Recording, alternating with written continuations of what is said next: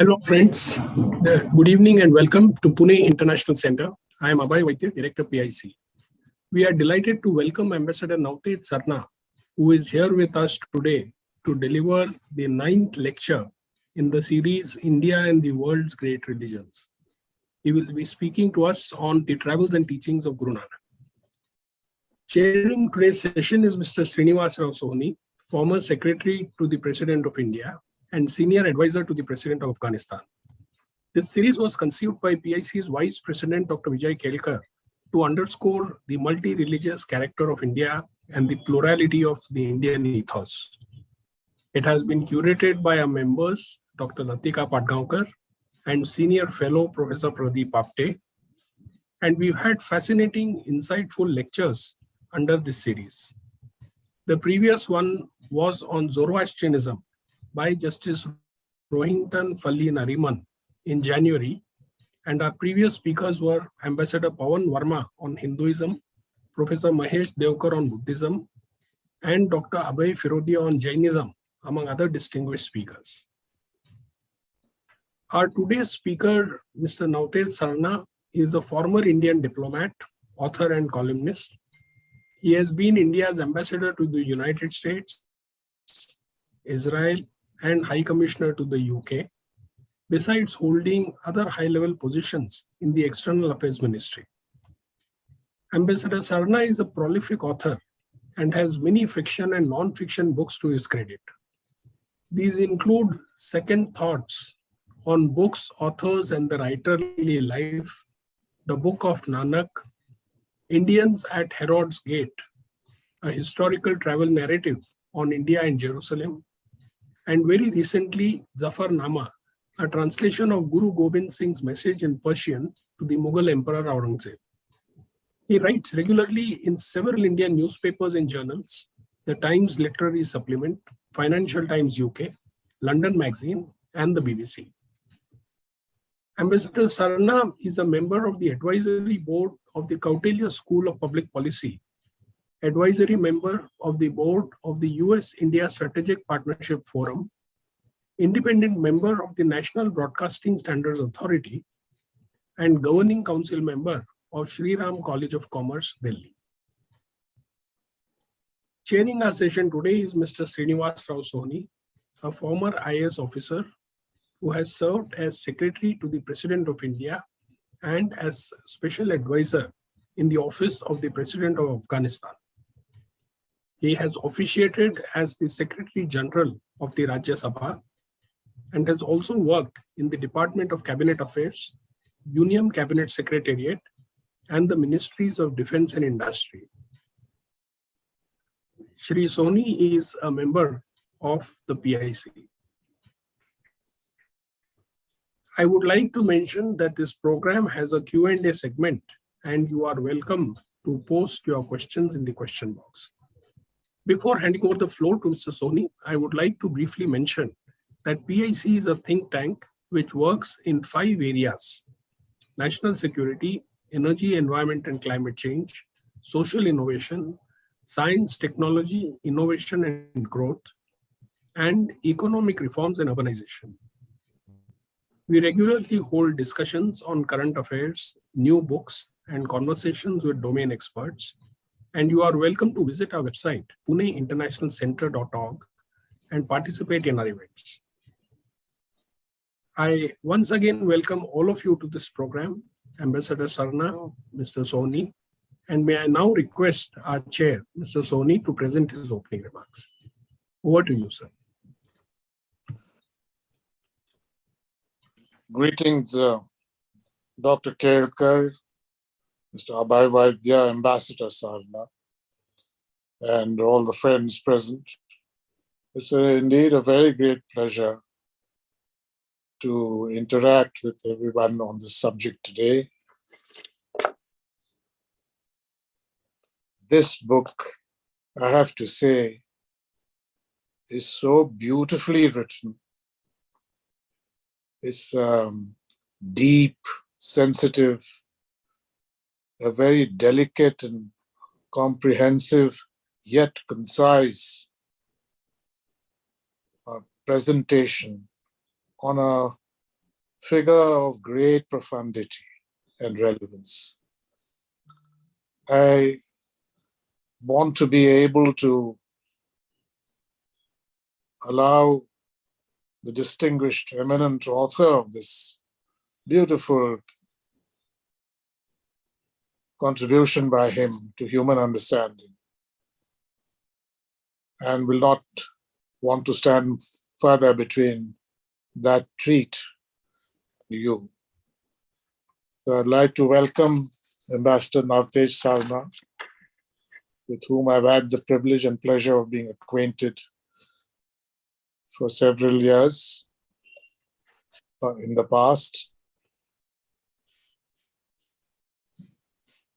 Ambassador, do take charge and do give us a glimpse of your understanding of Gurudev Nanak. Thank you very much, sir. Thank you to the chairman, Mr. Soni. Thank you to the director, Mr. Abhay Vaidya, Dr. Vijay Kelkar, as well as to the two gentlemen who actually enabled me to be in touch with the PIC, Ambassador Sudhir Devre and Dr. Prakash Hebalkar. So thank you all for this opportunity to speak on this subject, which is so vast that actually you have to only pick and choose certain aspects, and which was my idea behind the subject that we have chosen. We have sort of narrowed it down, not entirely the life of Guru Nanak, not entire the religion of Sikhism, but a segment of the life and travels and teachings of Guru Nanak. So let me start with a couplet which has always impressed me, and this is written by Allama Iqbal, when he writes, "Phir uthi आवाज तौहीद की पंजाब से, मर्द कामिल ने जगाया हिंद को ख्वाब से." Roughly translated means, at last the voice of monotheism rose in Punjab. An exalted being woke Hindustan from its slumber. Now that exalted being was Nanak, who later we have venerated as Guru Nanak. And if I do have a presentation, so perhaps we can just show the first slide and we can carry on from there. Guru Nanak, as you will see, go back to the cover, please. Yeah. Guru Nanak, as you will see, was born in 1469. Now, if we look back at that time, and particularly when you are in Delhi, and when I used to write this book, I used to sit in the library of the India Habitat Center, and I looked out of the window and I could see the Lodi tombs. And the Lodis were the ruling dynasty when Guru Nanak was born. And if you looked a little further away, you could see Humayun's tomb. Now, Humayun was, during Guru Nanak's time of Guru Nanak's death or passing, was struggling to save his fledgling empire. And before that, Humayun's father, Babur, was, the marauder who came from the north into India, and perhaps the only historical aspect of Guru Nanak's writing deals with Babur's invasions. Now, I mention all this because all these things are obvious in front of us. They are close to us. In fact, if you look further south in Delhi, you can still see the Qutub Minar in pretty good shape. And that predates Guru Nanak by more than 2 centuries. Could you change the slide, please?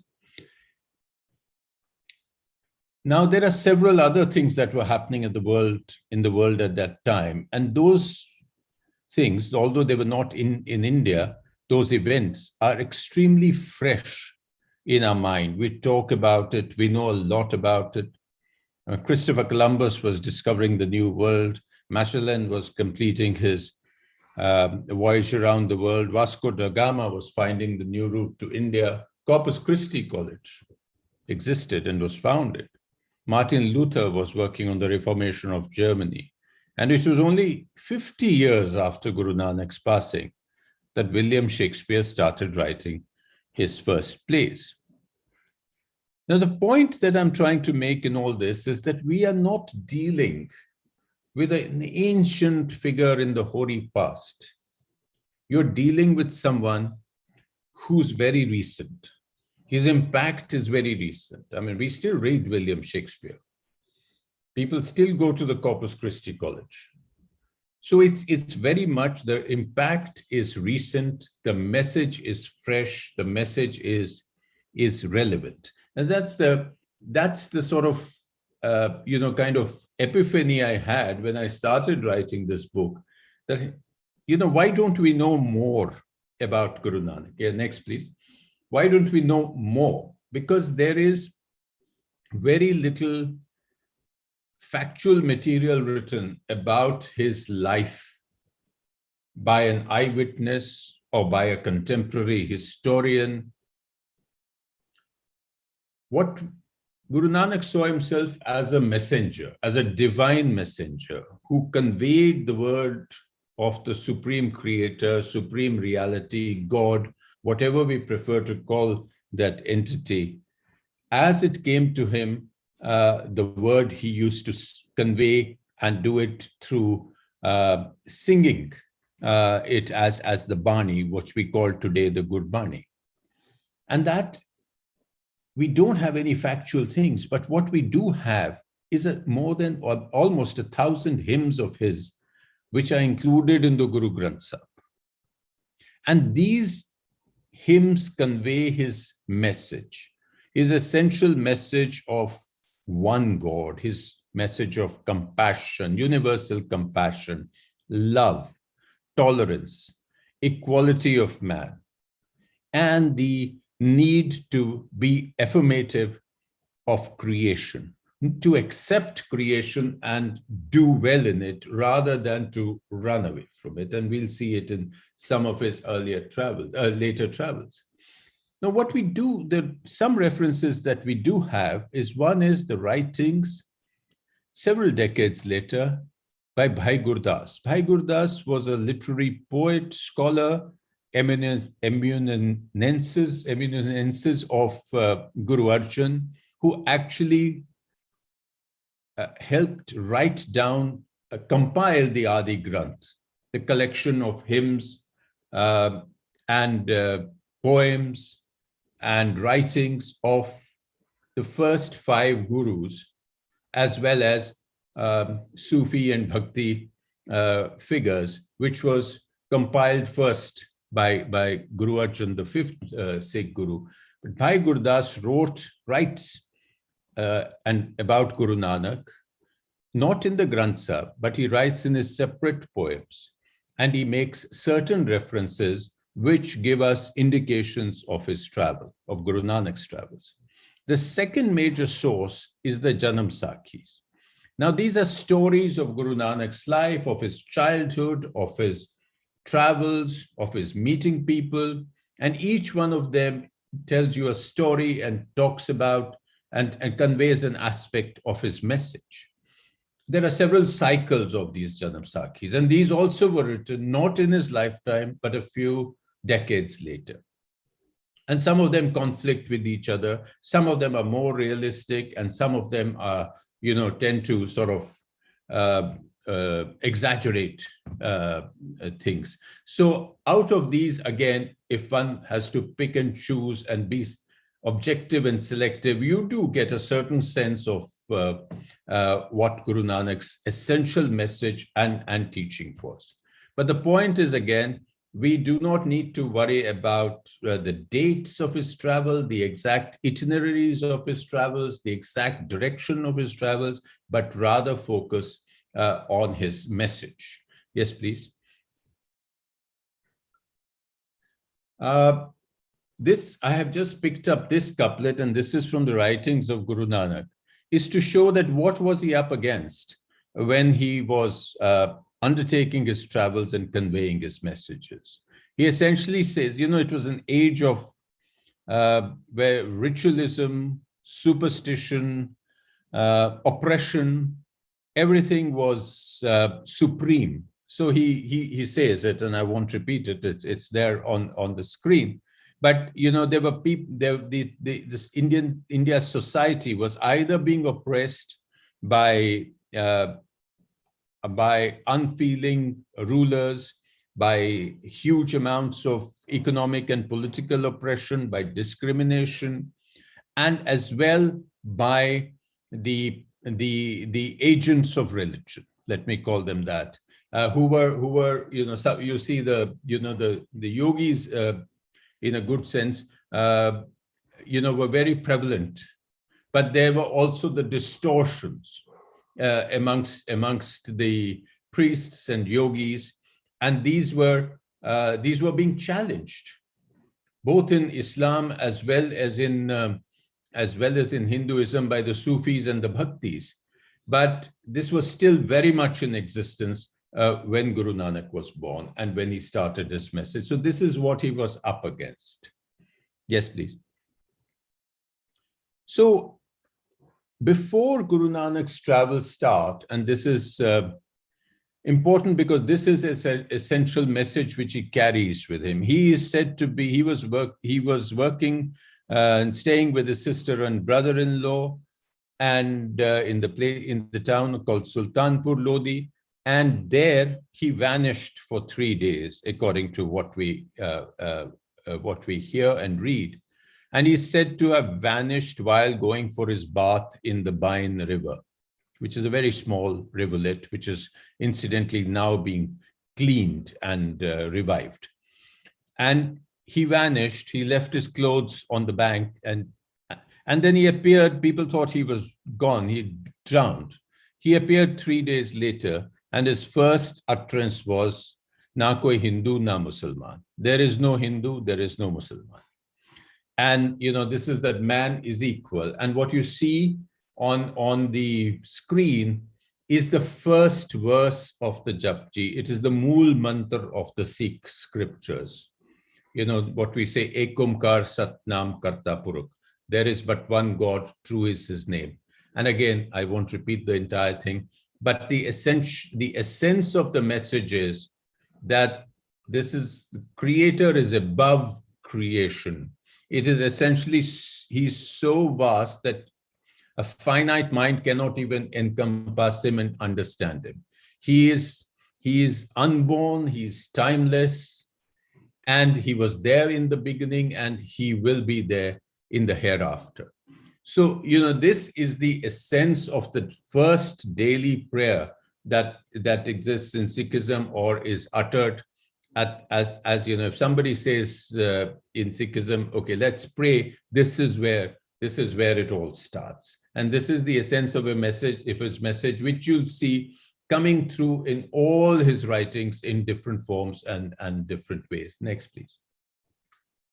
So now actually coming to the subject of what we have for today is his travels. Now, Guru Nanak was a really mystic master on the move. His travels are an example of extreme spiritual wanderlust. He went in every direction.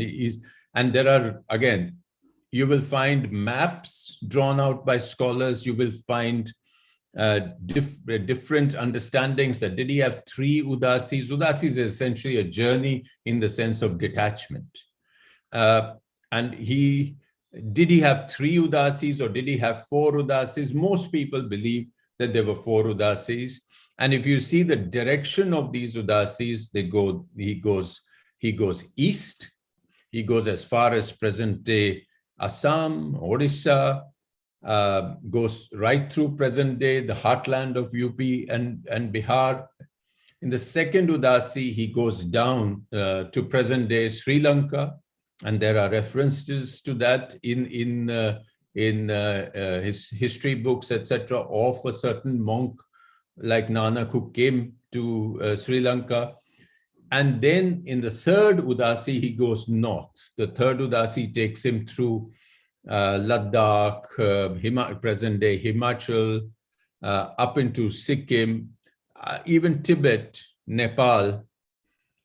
And in the fourth Udasi, he goes west. He goes to the major centers of Islamic religion and learning. He goes to Baghdad, he goes to Mecca, Medina, and he goes as a Haji and he comes back. So these are the broad four travels. Now, how did he travel in that age when we did not have any sophisticated means of travel? He was essentially walking. And he was walking, he covered immense distances as walking, accompanied only by his Muslim follower, the minstrel, Mardana, who was a rabab player. And incidentally, on YouTube, even today, you can find Mardana's descendants singing classical music in incredibly sophisticated forms. So Mardana was his only follower who went with him. Some Janam Sarkis talk about another follower who accompanied him, that is Bala, but usually now I think people have come to believe that there was only Mardana. And each of these journeys, each of these interactions, the essential purpose of the travel was to see things for himself, to counter darkness himself with his message by talking to people, to debate and discourse with religious leaders, with ulemas and pandits, not in a sense of confrontation, but in a sense of intellectual inquiry, in a sense of intellectual debate, and show by his actions and by his teachings what his belief was of what is true religion. How should you practice true religion? And all the stories related with this travel essentially go back to that message that man is equal. Don't get caught up by the agents of religion. Don't get lost in superstition and ritualism, and go for the essence, not for what has become to be seen as religion. Next, please. So there are far too many stories. I think some of this I have already talked about, but the one point that has missed is the rejection of renunciation. So everywhere he rejects that you cannot go away into the forests and the mountains and find God. God is right here, and you have to find him right here. And that's essentially, again, one of the essential teachings, that creation is a divine act. And you have to reaffirm yourself in that creation, and you have to subsist within that creation. And the issue is of righteous living within the world or creation that's been given to us. It's not, the answer does not lie in running away from it. So he very much supported institutions like marriage, family, working for a living, and so on. So these were parts of his message. And this is a very unique painting which you see, which, it's a very rarely seen kind of depiction of Guru Nanak like this. Next one, please. So let me pick up 2 or 3 of the stories and associated with his travels to illustrate this. There are far too many to be covered. Even in my book, I have been very selective and picked up what has been supported by a large number of writers, and not the exaggerated stories. Now, this is the scene which comes through when he travels east. He goes to Jagannath Puri, and the temple of Jagannath Puri, which has given the English language the word of juggernaut.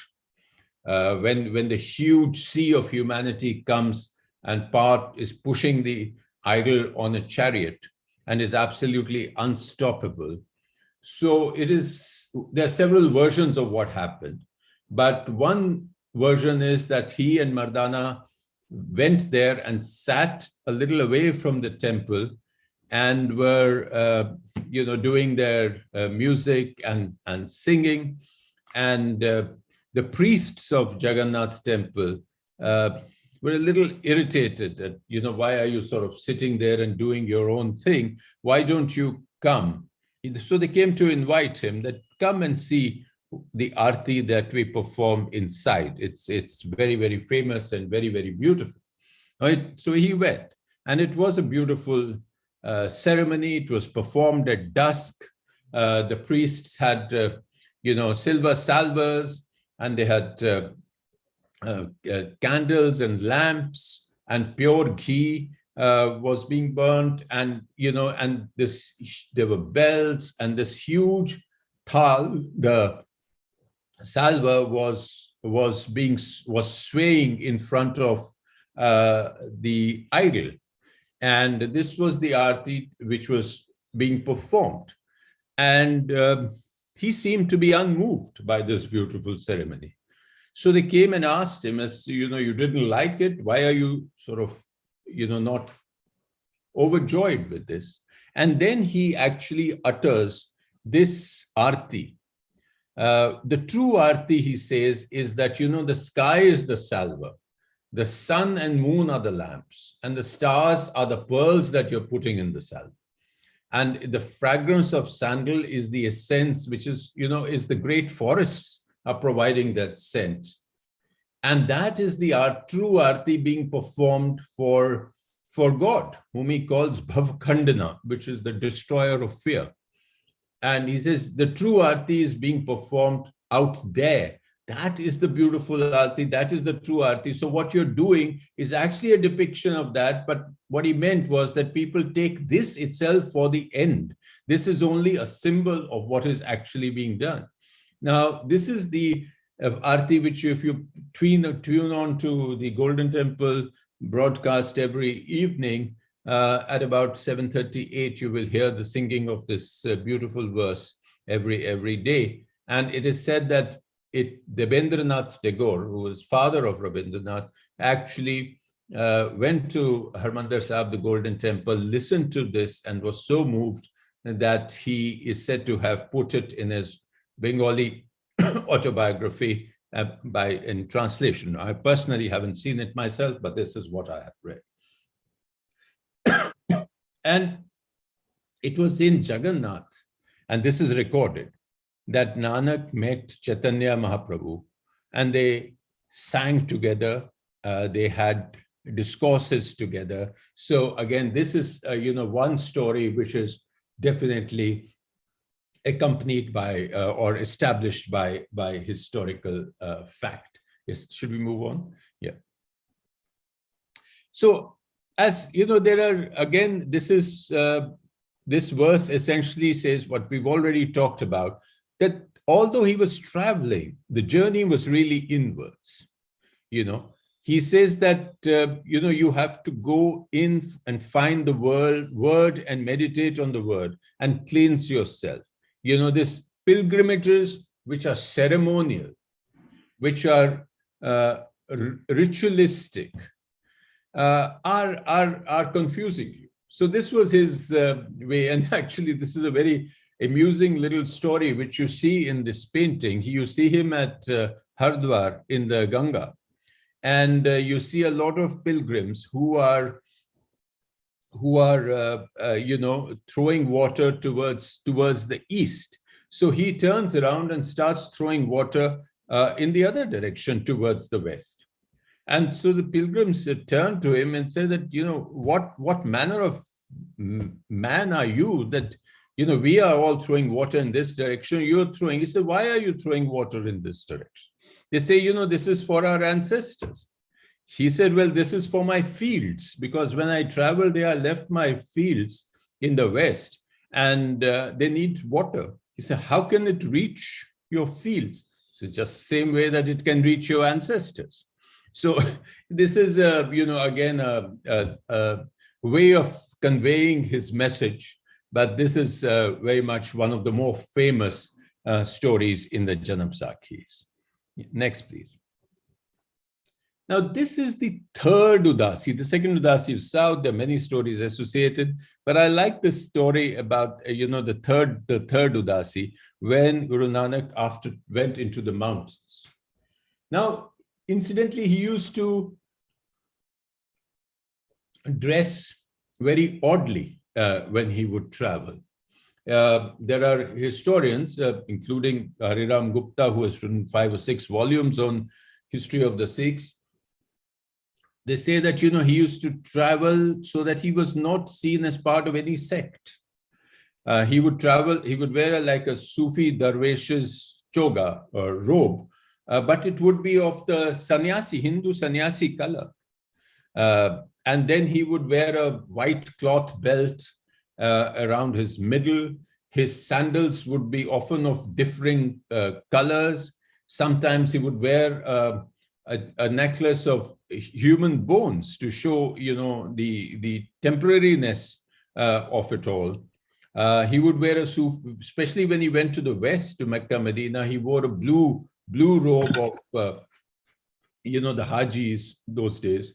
He wore a Kalandar's cap with a little safa tied around it.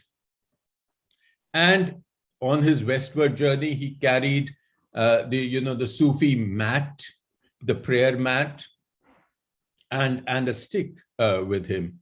To this journey in the north, he is said to have wrapped his body with rope because of the cold, and worn, leather on his feet to cover his feet. But that is just a matter of detail. The essence was that he went north, and what you see here is the symbolically, the meeting when he reaches Mount Sumeru.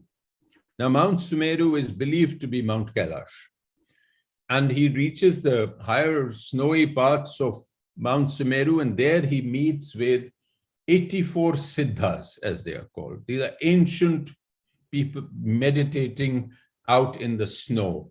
They're said to be the followers or the spiritual successors of Machendranath and Charpat, the famous yogis of the day. And most of them were of the Kanphata sect, called so because they would split, the split-haired sect. They would split their ears. And they had an immense power on society in those days. They would strike awe and fear in the minds and hearts of the ordinary people. So here he meets all of them, and there he sort of discourses with these ancient souls. And this is recorded by Bhai Gurdas, whom I mentioned earlier. And he says, he sort of describes it, that they have a dialogue. And in this Bhai Gurdas's version of the meeting, the Siddhas express amazement at seeing Nanak. They ask him, "O youthful one, what power brings you to these heights?" And Guru Nanak replied, "I repeated the name of God and contemplated him with loving devotion, so I'm here." The Siddhas then ask him, "How is the world below faring?" And Guru Nanak makes no secret of what he feels. He tells them that the dark age has come. In the dark night of sin, I am searching for the moon of truth. Falsehood and ignorance have taken over the world. Kings are committing sinful deeds, and the hedge is eating the crops. The earth is covered with sin, and the bull of Dharma, has let out a cry. The wandering yogis are devoid of knowledge. They know only how to keep their bodies covered with ash. And the wise Siddhas have escaped into the remote caves and mountains. Who then can redeem the world? So they are very impressed with him, and then they try to see whether they can tempt him. So the story goes on that they give him a bowl and they say, "Get water from someplace." And when he goes to the river or rivulet, he finds that it's full of gems and rubies. And they think he will be tempted. So he just comes back and says, "I'm sorry, there's no water out there." So he had actually, this is one meeting, but during Guru Nanak's travels, he had several interactions with the yogis of the Kanthata sect here and in a place called Achal in Punjab later. And this essence of these discourses has been set down in 73 verses in the Guru Granth Sahib. Now, this is a very impressive, it's the most, perhaps some of the most intellectually challenging part of the Gurbani is contained in the Siddh Gosht, as it is called. And this is dialogue, again, not conducted antagonistically, but in a polite question-answer form. And it analyzes yogic principles, philosophy, and Guru Nanak elucidates what he means by the word, the truth, Guru, God's grace, meditation, and how he sees the word not in castes or people of different religions, but in Manmukh and Gurmukh. Men are divided as Manmukh or Gurmukh. Manmukh is the egocentric person, and Gurmukh is the one who has centered himself on the spiritual aspects of life. So all this is contained in this beautiful Siddh Gosht, which is set to the Ramkali Rag and is contained today in the Guru Granth Sahib. I will just quote one of these question and answer dialogues that are there, which he has with the highly sophisticated, accomplished yogi Charpat. So Charpat asks, the ocean of the world is deep and impassable. How to get across it, O Nanak? Give me your thoughts about it. Nanak, the one who asks that himself knows. What can I answer it? So you see, he's so polite. Truly speaking, how can I answer you? You who think that he has already reached the yonder shore. Like the lotus is unaffected in water, a duck swimming against the current is dry. Similarly, with the mind on the divine utterances and repeating his name, we cross the terrible ocean of the world. He who lives detached, enshrining the Lord in his mind, without desire in the midst of desire, sees and shows the inaccessible and incomprehensible. Of him, Nanak is a slave.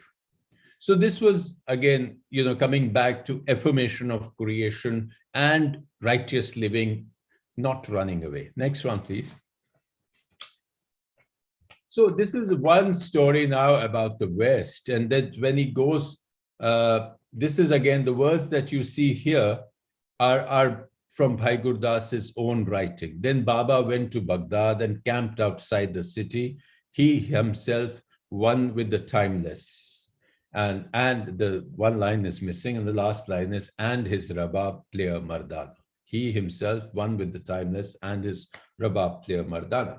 Now, Baghdad was a great city of learning, art, culture in those days. And he sat outside in a graveyard, strumming with Mardana, strumming the strings, and Nanak reciting the hymns that came to him as from God, as he said. And this was reported to the Pir-e-Dastgir, the chief Pir of Baghdad, who came out and said, who is this man who is come here and is doing this? So he's asked him, which faith do you belong to? And what sect of fakirs he came from? And then Mardana replies on Guru Nanak's behalf, that Nanak has come to this world in Kali Yuga. He has rejected all fakirs except the Supreme Being, who is all pervasive in the heavens, the earth, and all four directions. It's also now when he camps in Baghdad, he also meets another famous Pir called Behlol. And Behlol and his son are very highly regarded personalities of Baghdad. They become followers of Nanak. And even today, there is a shrine, those of us who have the fortune, I have not had it myself, to actually visit Baghdad. You find a Gurdwara, which was actually, the site was discovered by a soldier, an Indian soldier in the First World War. And this is the tomb of Behlol, and is also the place which is associated with Guru Nanak. And somewhere I found there's a beautiful poem by an itinerant Hindu monk who was traveling there and visited the place of the meeting, is Swami Anand Acharya. And he wrote it in English. And he says, "What peace from Himalaya's lonely caves and forests thou didst carry to the vine groves and rose gardens of Baghdad. What light from Badrinath's snowy peak thou didst bear to illumine the heart of Bahlol, thy saintly Persian disciple. 8 fortnights Bahlol hearkened to thy words on life and the path, and spring eternal, while the moon waxed and waned in the pomegranate grove beside the grassy desert of the dead." So this was Baghdad and the entire experience. So when we think, there are also stories about him having gone to Mecca, Medina, etc. But we wouldn't have time for all that. Next one, please. So after this 20 odd years of being on the road, I mean, after every Udasi, he would come back, spend a little time. We must remember he had wife and children. He had a sister who was devoted to him. He had old parents. But after 20 odd years, he comes back and he has discoursed with the religions of the world. He has spread the message that he wanted to of love and compassion and universality. And now it is time to come back and show the life of a householder, not somebody who's always on the road. So he comes to Kartarpur. Kartarpur has been in the news recently when an access has been opened just across the border for pilgrims to go. And here, Guru Nanak settled down. Again, Bhai Gurdas writes, "Then Baba returned to Kartarpur and discarded the wanderer's robe. He donned the clothes of a householder and changed to that role. So he started working vigorously in the farms. A community began to gather around him. And they would sing. He put down his hymns in writing. They would sing together in the mornings and evenings. And the important thing is that this was not a monastic order or a religious body that was being formed. This was people of all religions. There were Hindus, there were Muslims, there were people of different castes. There were people from different professions. Whatever was called the lower professions, cobblers and ironsmiths, etc., as well as farmers, agriculturists, jats. They were all just sharing in their attraction of the message of Guru Nanak. Now, a number of things sort of evolved here in Kartarpur. And I think what you see on this slide is essentially his idea that virtue has to be practical, not abstract. So he says, work, do your work, kirt karo, nam japo, meditate on the name, and vanchako, and share in charity. I mean, it's a very, very simple message, but it's so difficult to achieve at the same time. And this is also behind the Sikh tradition of seva that you see, of service in different places. Some of it, this is the origins, but there are a couple of other things which have come. Perhaps they're on the next slide. Can we show that? Yes. So, religion as anubhav. I think this is description, if I'm not wrong, this is a description by Dr. Radhakrishnan of Sikhism, that this is religion as anubhav. What he did is the one institution that was born in Kartarpur was the institution of Dharamsal. Now, Dharamsal later became a Gurudwara when the Guru Granth Sahib is installed in it. But Dharamsal was a place of gathering together for prayer, for meditating on God. And it was happening then in every home. So, as again, Bhai Gurdas writes, the Dharamsal at Kartarpur was inhabited by the holy congregation as heaven itself, and the word of God was given by the Guru to the people. So, in every home has become a place of worship, where the singing of hymns has become a daily liturgy. So that was a metaphor. It was a metaphor of taking religion away from the hands of the agents of religion, of the middlemen, of the priestly classes, who wouldn't, share religion with the normal people unless at a cost and in a certain way. So this was a way of, breaking that down. And there were other things that were breaking. One was the institution of Sangat. Sangat is that you're all sitting together to sing the hymns. It's very simple. But at the same time, it's not simple, because you're sitting together, you're rich or poor, you're of this caste or that caste, you're black or white or brown, or you are of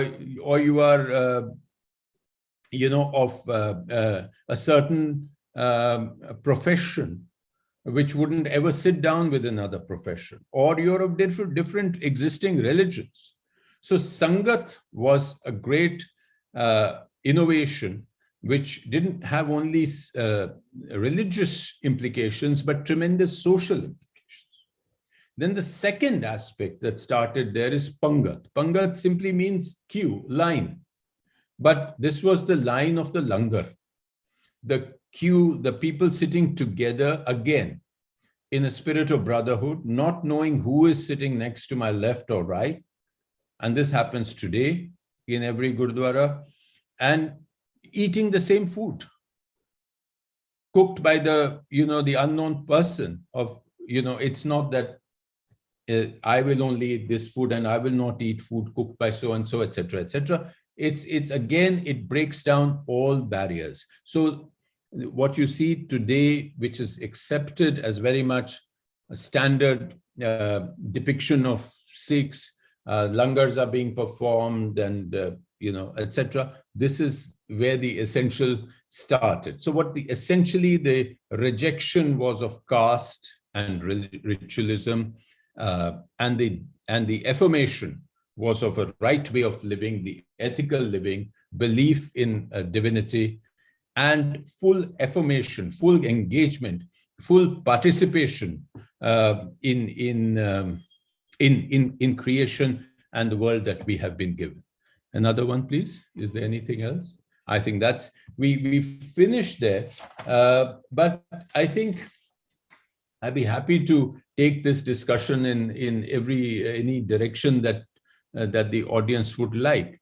But all I want to say is that we started off with wanting to talk about the great or the youngest religion, Indian-born religion out of the 8 religions of Sikhism being that. But this was just the beginning chapter, so to speak.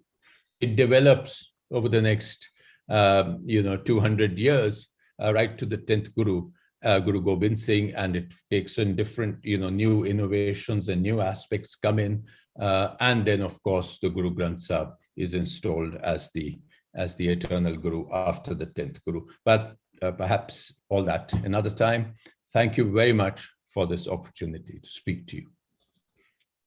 So Navtej, that was a marvelous illumination of the persona of Guru Baba Nanak Dev, his teachings, his environment, his direct relevance to the present and the future. I am reminded of one doha of Sant Kabir in the Guru Granth Sahib, which reflects the profound light that he radiated, that Guru Baba Nanak Dev radiated. And if my memory serves right, it Awwal Allah Noor Upaya Kudrat ke sab bande ek noor te sab jag upajaya kaun bhale ko mande. From one light came all. Yeah. And this is so moving, so unifying, so equalizing and so integrating. It touches one's heart like anything. Baba Nanak Shah Fakir, Hinduon ka Guru Musalman ka Peer. There's so many of such appreciations. I was wondering if you could dwell a little, Navtej, on that incident which took place when Guru Nanak Dev was but a child, about 11, when the thread ceremony had to be performed as desired by his parents and in keeping with traditions at the time. And his conversation with the Purohit, because that is so evocative, so illustrative. That is really true, because, there were many signs that he was a prodigious child. And, he was just 4 or 5 when he was uttering spiritual wisdom. In fact, when he was born, the Purohit who came there, he saw something in the stars and said, this is a prophet has been born. So when he reached a certain age, he was sent to school. And there, of course, both the Maulvi and the Pandit came back and said, we can't teach this boy anything. He seems to know everything. So he was then being a Bedi.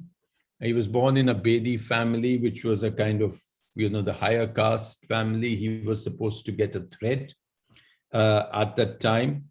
And as I will relate this incident in a little paragraph, and then the verse that contains this message in the Guru Granth Sahib. So Pandit Hardyal was the local priest who made all the customary arrangements for the sacred ceremony. The courtyard was washed and sanctified, incense lamps were lit, and the floor decorated with holy signs. Amidst the chanting of the holy mantras, Hardyal produced the Jenu, the sacred thread made out of 7 twisted and braided strings and long enough to go under one of the child's arms and stretch to the waist. As the priest proceeded to put the thread to the child's shoulder, Nanak inquired, "What are you doing?" The priest explained that he was investing Nanak with the holy thread that would distinguish him as a member of the high castes. Now, the Vedis were the Khatris, right up there. But Nanak waved him away. He said he saw no holiness in the thread. It would soil, it would wear out, it would break. Nanak then spoke to all who had gathered that wearing a thread does not elevate the man. Rather, it is his actions and his commitment to the path of truthful living that distinguish him. Now, this message is reflected in the Granth Sahib, where he says, "From the cotton of compassion, spin the thread of contentment. Give knots of continence and twists of truth. This is the sacred thread for the soul. If thou hast one such, O Brahman, then put it on me. It will not snap, nor soil, nor will it be burnt or lost. Blessed is the man, O Nanak, who wears such a thread around his neck." So people were completely flabbergasted at a child talking like this. So this is that incident which is captured in the writings in Guru Granth Sahib. Yes, exactly. And how beautifully it illustrates the truth of the oneness of all humans, which is a perception of timeless origin and evoked again by such a great holy figure, to concentrate attention on a problem, which is actually the bane of Indian society, the cause of so much strife and trouble and weakness. Delighted that you could exemplify it in such detail. Now, I propose to request members of the audience to raise questions, make them pointed, so that Ambassador Sarna can respond to you and take this discussion forward. So we have one question from Mr. Vilas Rajwade. What are the top 5 learnings from Guru Nanak Ji? And Mr. Sarna, what would you say are the top 5 learnings from Guru Nanak Ji? Well, it's when you have a person of a philosopher, a poet, a spiritual figure of such immensity, it is very difficult to reduce this to bullet points. But from what one has read or what one has been able to write in this book, I think if you say one was that Guru Nanak had a very transcendental idea of a supreme reality. So which is encapsulated in the Mool mantra itself, that there is one God, true is his name. He is the all-pervading creator, fearless, without an enemy, timeless, without birth and self-existent. So this, I think, is the first teaching that, the creator is transcendental. He's not so and so and so, so he doesn't have an address or email ID or whatever. So that's the level of the understanding. The second is that, the message was of unbounded love, of compassion, an active concern for mankind. And he did not introduce himself there. He was only God's witness, who was seeing what was happening, and he was conveying the Bani that came to him. So that's the second message. The third message, on which I've spoken more than once today, is that the Creator created all existence, and yet we may not understand all creation because our minds are finite. Creation is infinite. And yet this creation is real. It's not a dream. It changes, it decays, it dies, it renews. And God is the cherisher and the sustainer of this creation.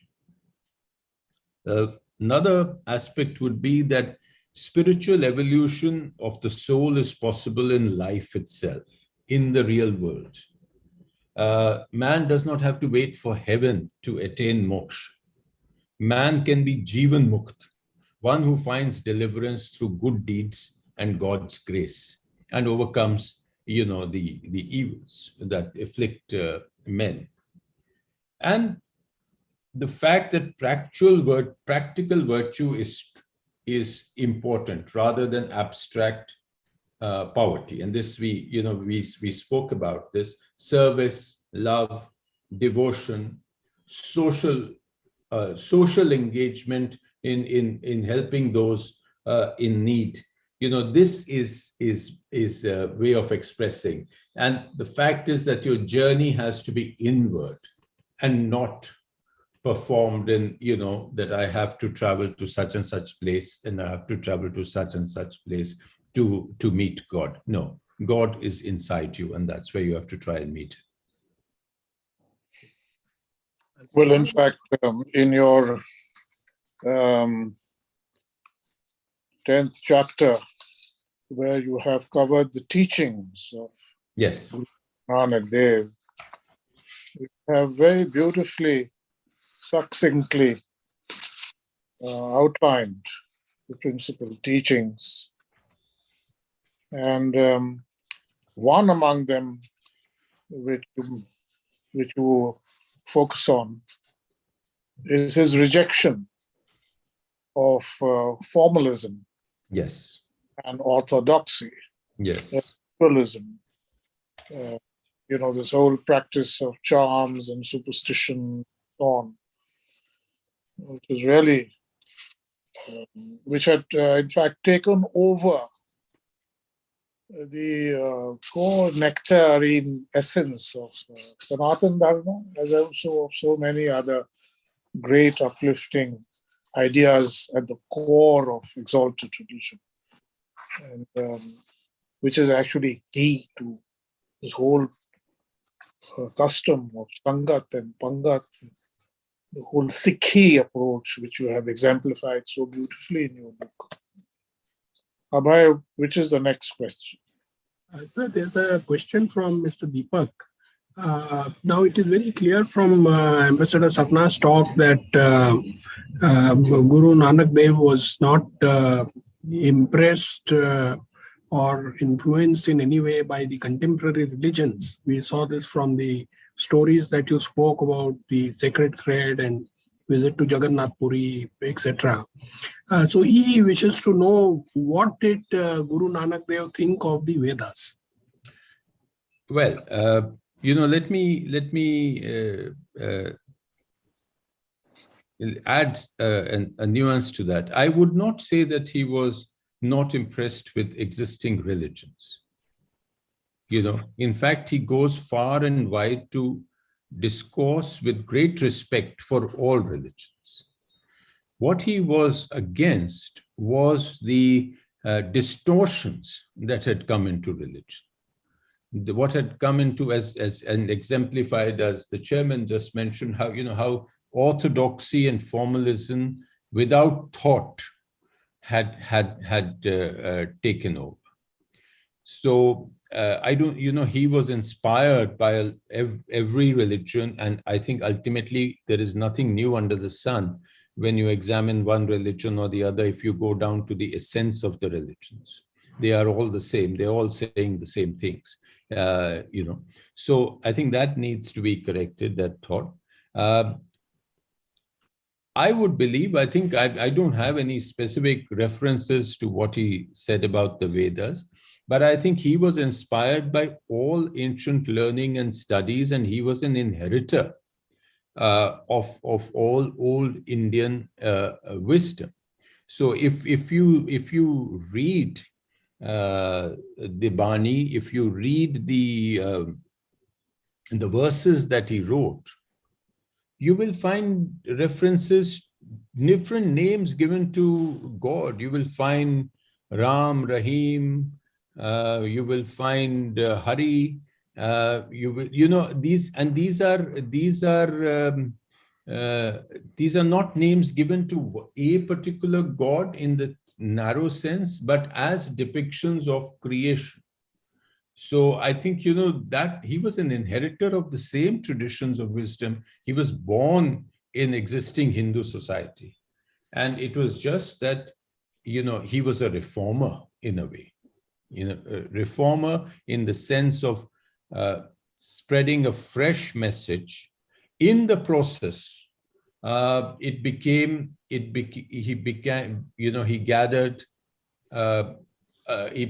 new direction. So, it's not a mathematical thing of he took 2 points from Islam and 2 points of Hinduism and made a new religion, but he made a new way of life, but he was inspired by the good in what existed. It's probably an incomplete answer, but it requires much more reading if you're looking for exact references, which perhaps I don't have.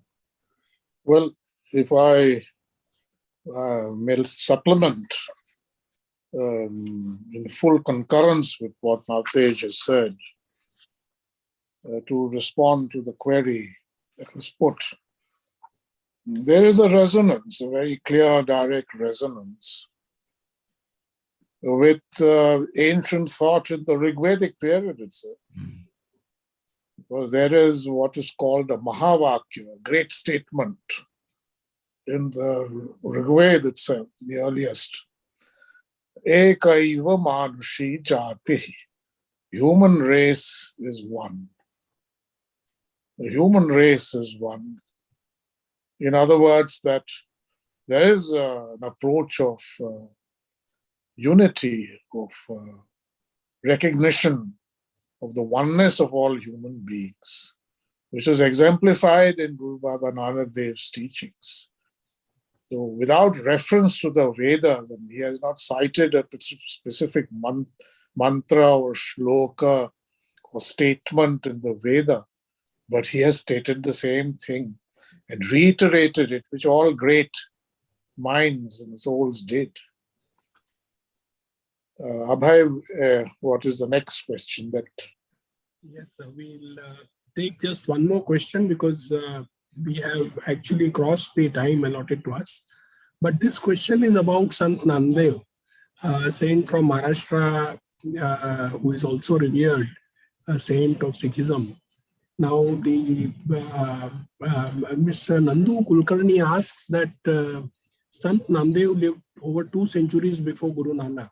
Was he aware of some Namdev's teachings or his preachings? I think there was an incredible amount of transfer of knowledge that was happening even in those days. And I think people were very much aware of what was being written, what was being said in different parts of the country, particularly somebody like Guru Nanak, who traveled physically. And he made it a point to go to every major religious center, So I would believe he would definitely know of him. And there is proof of this which comes later when Guru Arjan sits down with Bhai Gurdas and starts putting the Granth together. So, envoys were sort of sent out, people were sent out to find the writings which resonated with the message of Nanak and from different sources. And these were included, the Bhakti saints are included there. You have Kabir, who's the most extensively included. You have Baba Sheikh Farid, who was perhaps the second most extensively included. And you have, 1, 2, 3 stanzas from, Bhakt Namdev, you have Ravidas, you have, others who are all included. So there was this very Catholic approach to inclusion of similar thought. And I mean, I can only guess that he would have known of all the major Bhagats who had gone before him, whether they were Sufis or Bhakti figures, because that was also, he was treading the same path, both physically and spiritually. And that's as I said, we do have evidence of him meeting Chaitanya Mahaprabhu, but possibly because that's the same time. Then there is references to his meeting the descendant of Sheikh Farid, who was also called Farid. But the verses that are included of the senior Sheikh Farid. So it's a fascinating inclusion, or which, and then when we talked of the Aarti. If you listen to the Aarti that I mentioned, which is sung every evening in every major Gurdwara, and certainly you can see it on TV on the Golden Temple, the first verse, major verse, is the one which Guru Nanak wrote.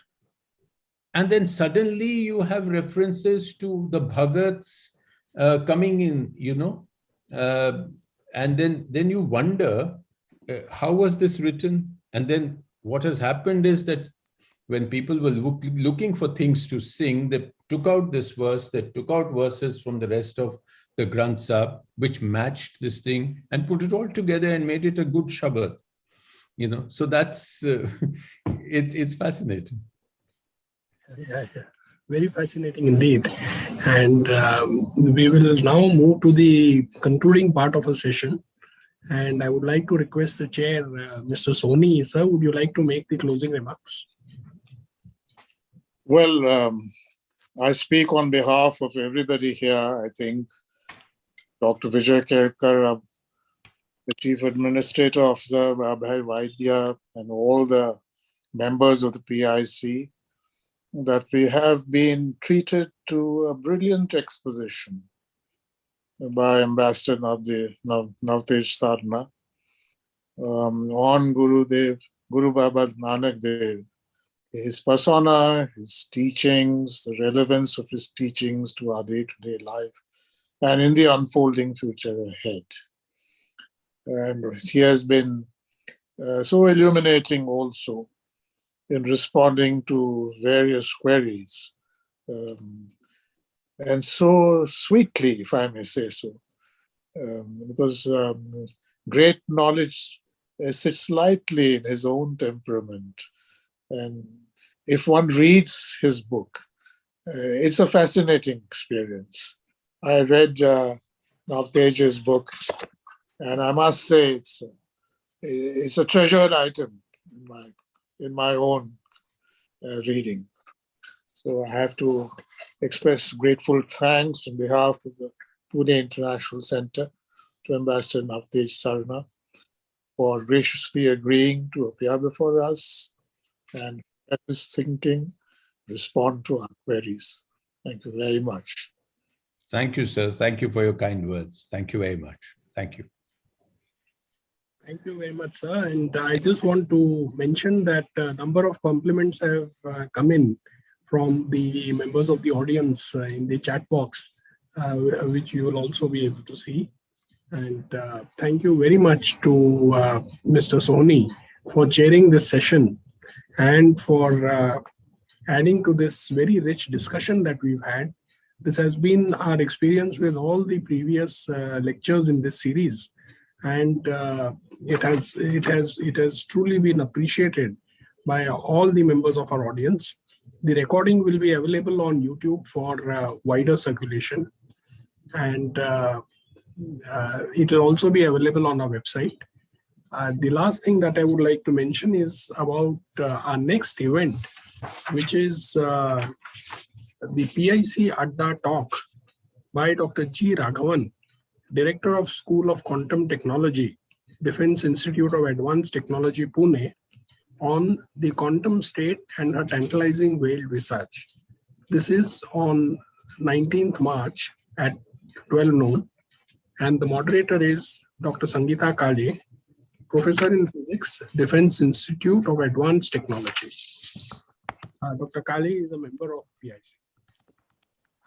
So with this, I would like to announce the end of this session and thank everyone, the members of the audience, Ambassador Sarna and Mr. Soni, for a wonderful session on Sikhism. Thank you very much. Thank you, Ambassador Sarna.